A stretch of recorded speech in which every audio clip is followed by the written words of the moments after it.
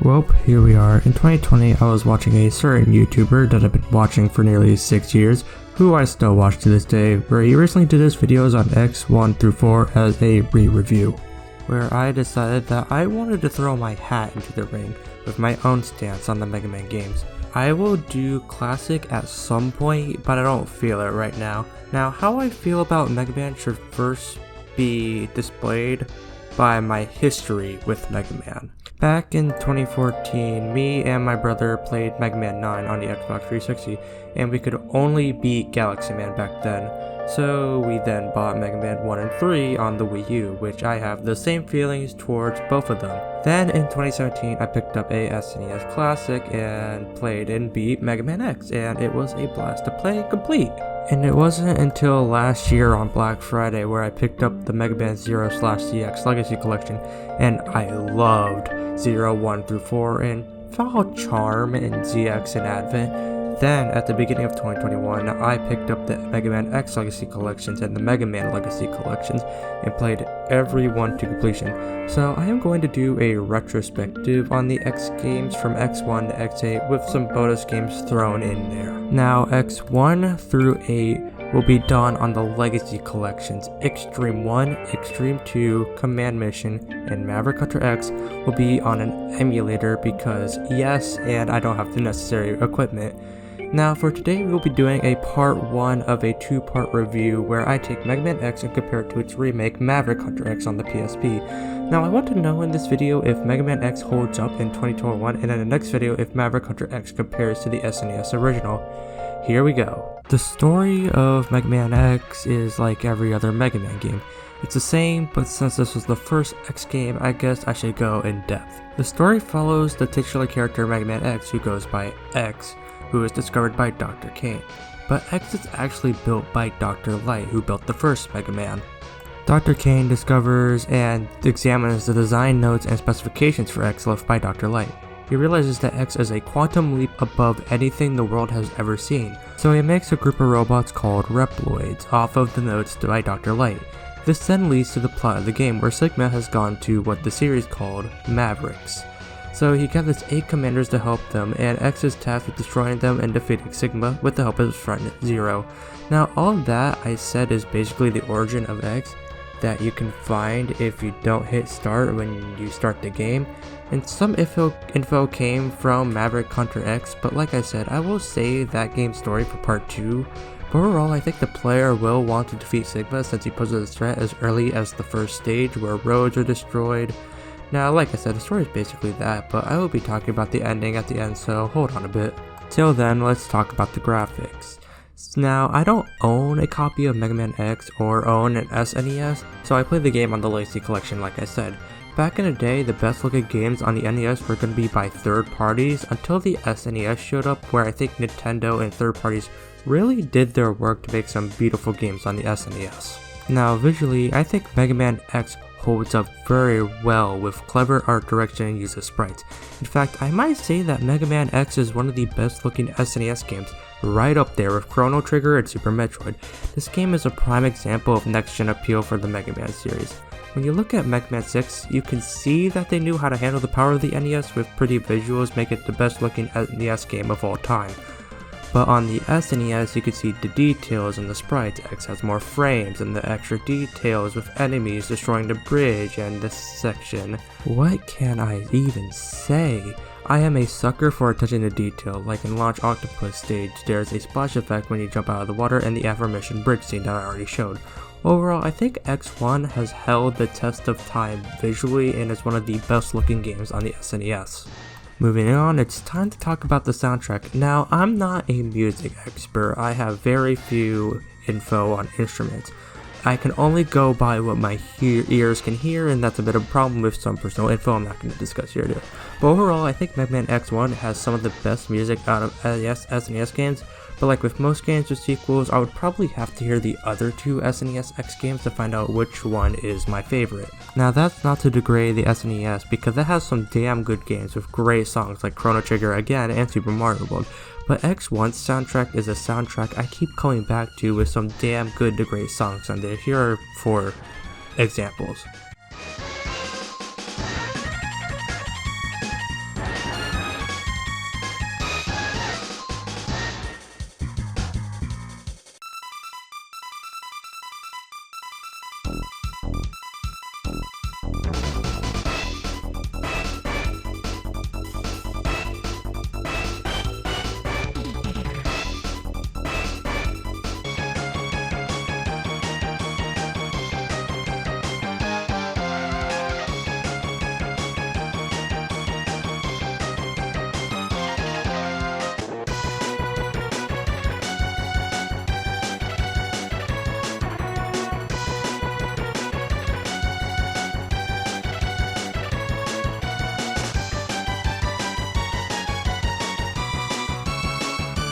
ironically enough, I prefer the fan-made version of Storm Eagle that uses the Genesis sound chip over the SNES sound chip.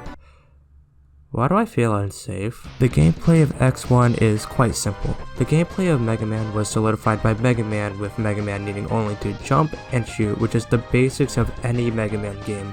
In Mega Man X you have all of this. You can jump and you can shoot, but there is something new. In Mega Man 4 through 6, you can hold the shoot button to charge your shot to release it, which is bigger and does double the damage of the regular shot. In X1 you can do the charge shot, which is the same as it's always been. But in this game, this is where the X series becomes different from the classic series. In stages, you could find these capsules that contain a piece of armor that are separated in 4 parts: the head, the body, the arm, and the feet. The foot parts allow X to dash, which after this has become not only an X series staple, but a series staple in every other Mega Man game excluding the classics, because of how useful it is and how much it makes you feel like Sonic. The head parts allow you to break these types of blocks, but overall I think these are the most useless head parts in the series, since they are only used twice after you get them. The arm parts, which took me forever to get, gives you a third charge shot, which can be useful. However, I think the third charge shot isn't that powerful than the second charge shot. And finally, the body parts, which reduces the damage X takes by 50%, and I think this is a very useful part, especially in the finale. In the game, you have 2 collectibles, the hard tanks and the sub tanks. When you start the game, you realize that X has a lower health bar than the original Mega Man. In the game, with certain upgrades, you can get the hard tanks that increases your heart, and the sub tanks, which there are 4 of, where if your health bar is full and you collect more health drops, you can put them into the sub tank. With a full sub tank, you can fill your entire health meter. Think of it as the E-tank from classic Mega Man. The thing is that to get these upgrades, you'll need to fight the bosses to get their weapons. In X1, there are 4 Mavericks: Chill Penguin, Spark Mandrill, Armored Armadillo, Launch Octopus, Boomer Coanger, Sting Chameleon, Storm Eagle, and Flame Mammoth. Before you fight the bosses, you have to get there. Now, I think the levels in X1 are fun to go through with endless replayability with fun tricks you could do to skip parts of the stage, but I don't really have that much to say. I just think that the stages in X1 are fun. Nothing stands out. It's just a really fun 2D platformer to me. Now, the bosses in X1 aren't my favorite bosses to fight in the X series, but I still think they're fun, but they can be easily broken in certain fights, especially this one. Now, I do think this does break the game, but sometimes I fight them without their weaknesses, like with Boomer Coanger, Chill Penguin, and Flame Mammoth. But I feel like with Armored Armadillo and Launch Octopus, I have to only use their weakness because these bitches are hard AF. Now, after you beat the boss, you get a special weapon: Shotgun Ice, Storm Tornado, Fire Wave, Boomerang Cutter, Electric Spark, Rolling Shield, Homing Torpedo, and Chameleon Sting. Now, I don't use special weapons that much in the X games, but I will say I have an obsession with the Storm Tornado and Fire Wave because they're very useful for clearing enemies. Now, with the weapons you got from the bosses, you can get the upgrades, which leads to backtracking. In the X series, you're going to have to backtrack a lot in these games, unless you plan it out. Now, I only play the game this way, so I'm going to show you the weakness route created by JFJ's Reviews, where you go to Chill Penguin, Storm Eagle, Flame Mammoth, backtrack to Chill Penguin for the hard tank, Boomer Coanger, Spark Mandrill, Armored Armadillo, Launch Octopus, and Sting Chameleon. There are tricks you could do to get this stuff about the weapons, such as in Boomer Coanger stage, you can use a charged Shotgun Ice to get the hard tank, or on Spark Mandrill stage, you can jump dash to this hard tank. I think this game is endlessly replayable with the least backtracking run, and I think it's satisfying to get every upgrade. Now we talk about the end game of X1. By going through the 4 levels of Sigma's Fortress, but before then, if you collect everything, you can go back to Armored Armadillo stage. Near the end, you have to dash jump. After the jump, you will find a health pickup. After you grab it, you need to jump and die. Keep doing it till a capsule shows up where you can do the Street Fighter move, the Hadouken, which if you have a full health bar, you could perform the move that could kill any enemy with 1 hit, but only if you have a full health bar. It's good risk versus reward gameplay, and I really enjoy using it. Like with the special weapon, I don't really use it. Now, the first Sigma stage is fairly difficult, if I do say so, where I fell to my pathetic death in the beginning. Now, once you reach its side, Zero has gotten captured by Vile, the person you fought in the beginning, where you fight him, but you lose. But in this one, you still lose. That's when Zero breaks out of his capsule and sacrifices himself to let you beat Vile. Now if you know what you're doing, you could beat him fairly easy, but I swear on my first playthrough I died to this asshole many times. After the battle, Zero dies, and since I didn't record this, if you don't have the arm parts, Zero will give you his arm cannon, which literally is the arm upgrade in the game. There is no use to collect this, I'm not joking at all. Now a Mega Man staple is a boss rush, but in this game you don't choose which room to go into to fight the Robot Master, but instead of doing that, in this game, every time you go through these doors, you're met with a boss that you previously fought, and then you go to the actual boss. I think these refights are okay, like I already have their weaknesses if I'm willing to do it, but I mainly just do the Buster run and I'm pretty okay with it. But I swear, these bosses after them are really difficult. Like, they're probably some of the hardest bosses I fought in any game, and I played Bloodborne. Now, I have nothing to say on Sigma Stages 2 and 3, since they're basically go forward and fight the boss, so I can't comment on them. But in Sigma Stage 4, there is a little secret I will tell you about. When you're climbing up the tower, you will see enemies pop out of these pipes.